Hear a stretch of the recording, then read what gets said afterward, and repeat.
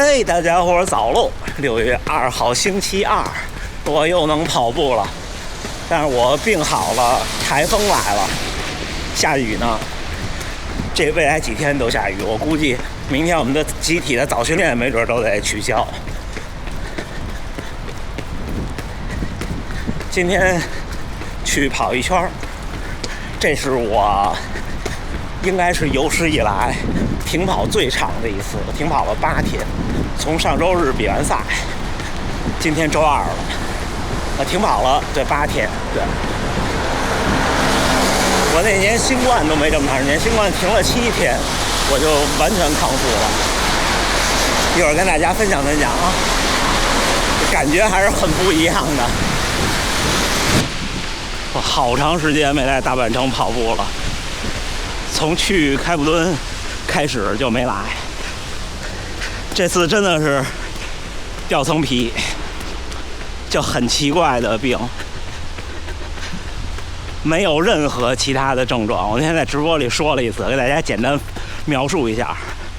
我们上周4到的南非，上周3还是上周4我都不记得了。反正到了那天其实还挺好的，就是长途飞行有点累，然后也挺有胃口的。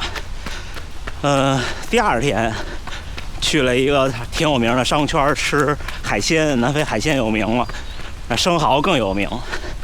然后点了半打，我吃了，家属不爱吃，家属没吃。但我吃着也挺新鲜的，而且好每桌都点。第3天就是周五到上午我就觉得不太对，就觉得早饭吃完以后到中午不饿，中午勉强吃了点，下午就不行了，就觉得不消化，就觉得肚子里停住了，然后晚上就没吃，就已经难受到不想吃饭了。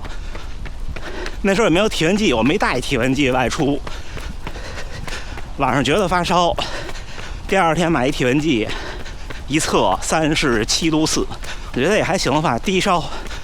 但是第二天勉强能稍微吃2口东西了，我觉得能好起来，就放低预期呗。第二天就已经礼拜6了，之后周6就吃了半顿饭，其实我还是决定饿一饿，吃不下去。周日就比赛了，我周日早晨的时候量体温36度7，我觉得也挺给面子，好了。但是觉得虚弱，因为基本上2天没吃饭，周日也没吃。但是我还是带了正常的补给的能量胶，上了赛场。跑起来一起跑就不对，你们看我那个节目，一起跑前几百米就不对，就觉得5脏6腑里边在较劲。对，这次就完全没有腹泻，就特正常，一切都特正常，就除了一开始那2天不能吃。然后8公里和16公里我还是正常补给，16公里补给完就不行了，觉得又不往下走。我说这怎么办呀？我说算了，不吃了。那时候还想着说，再怎么样也能就混下来。抱歉，镜头应该湿了，雨特别大，台风的那种前期的雨。结果到了30来公里，从10几公里到30几公里开始就没吃没喝。因为他那个补给我不知道可口可乐给了多少钱，全是可乐，喝了一口彻底就不行了，就不行，就等于断电了。前几天也没吃，比赛上也没吃，就跑不动了。后来我也就放弃了。到28公里的时候是整整2个小时，就是1/3的时候。但是我一想，最后的14公里肯定没戏了，肯定得崩了，我就慢慢的跑了。就大家屏幕前的小伙伴，如果您有10来年的跑步经验丰富，像这么远的比赛，你说你现在让我选一次，我可能还是就让我知道未来这些事儿，我可能还是不会弃赛的，因为去一趟太不容易了，就先混下来呗。但是从另一方面想，就看着那成绩确实是有点难以看下去，也有点伤心。这2个比呢，我也不知道哪个更好，就从成绩上来说。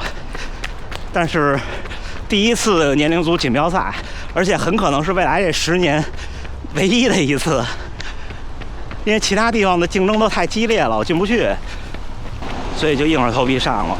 如果您也训练有素、有经验，然后呢有分寸，其实我是一个特有分寸的人，认识我、熟悉我的小伙伴都知道我是个特娇气的人，我对自己可是回事儿了，我没有那么的什么都不吝，所以我就上了。家里人也知道，也就放心。毕竟当时我其实赛前想的是我怎么着混也能混个2小时50多，没想到这断电断得太可怕了。但是礼拜天回去以后就没再发烧，至少那个体温计一测老是35度多，我当时就有点含糊，我觉得不对，我说这体温计是不是不对呀？但是没有对照组，让家属试，他也35度多，后来还出现过34度多，我也就没管，当天也没发烧，而且当天能吃东西了。那天中午吃了一大碗肉丝面，当地有一中餐厅，实在想吃点那个有汤的。然后2天晚上都是点的外卖，吃的也不错。从礼拜天开始，就是吃喝睡都不影响，就都正常。然后周一我们去好望角了，1日游。上午还挺好的，下午到4点多，3、4点吧，不行了，开始觉得发烧头疼，吃了一片药，是一片布洛芬，没事儿了。周二呢，基本没事儿了，不发烧了。然后那体温计一测呢，就是36度多一点儿。周三也是，周三就飞回来了。我到了家，周四晚上大概6点多到的家，就全算上飞了，在旅途上的时间大概30个小时吧。到了家以后，吃饭之前拿家里的体温计测，36度6，我心说，哎，真的好了。但是当时觉得特别累，吃完饭，周三晚上就瞬间不行了，就体温蹭蹭的往上涨，就一会儿一个感觉，一会儿一个感觉，然后头疼了要裂开了，然后拿体温计一测38度8，然后我就想起来那个南非买那体温计的事儿了，我说拿那我测一下，拿那体温计一测36度6，哎呀，然后我当时心里血都凉了，害怕呀。然后后来又发生一个事儿，我发视频嘛，视频发了以后，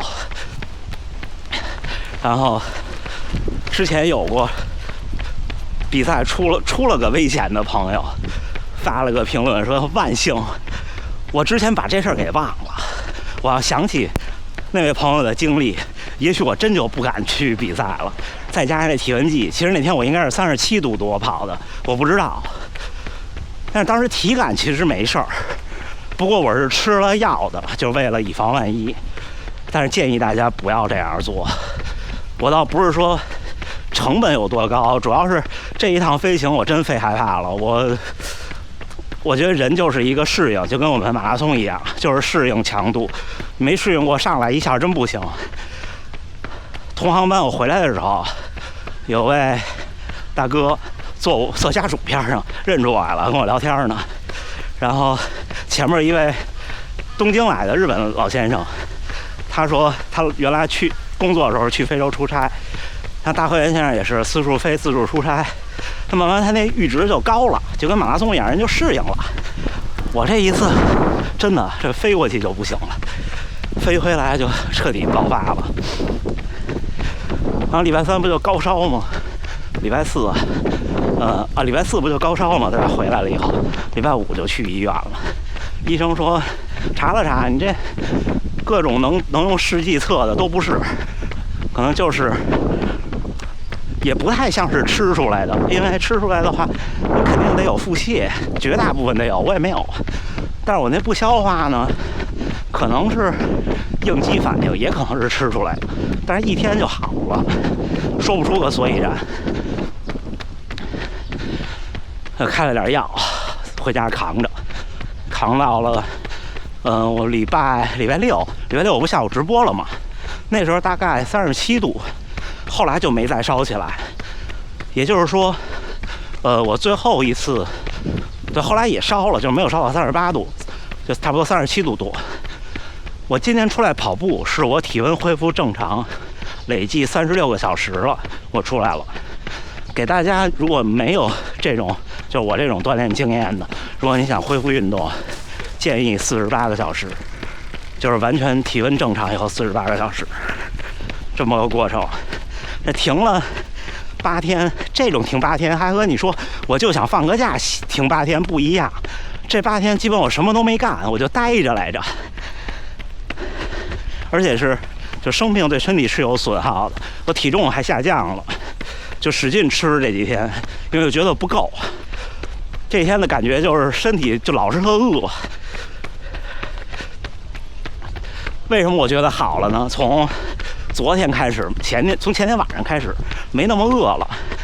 上一周特馋特饿，人家说你这发烧生病跟别人都不一样，人家一病了没胃口。所以这次我有点害怕。这7天8天没跑步，今天刚开始跑的时候都有点不适应这个节奏，觉得跑起来晕，不正常。大概跑了10来步，好起来了。但是未来的那第1公里，各处不舒服，脚腕也疼，肌肉也觉得不对劲儿，然后没有弹性，没有那个感觉。但现在好起来了，4公里了，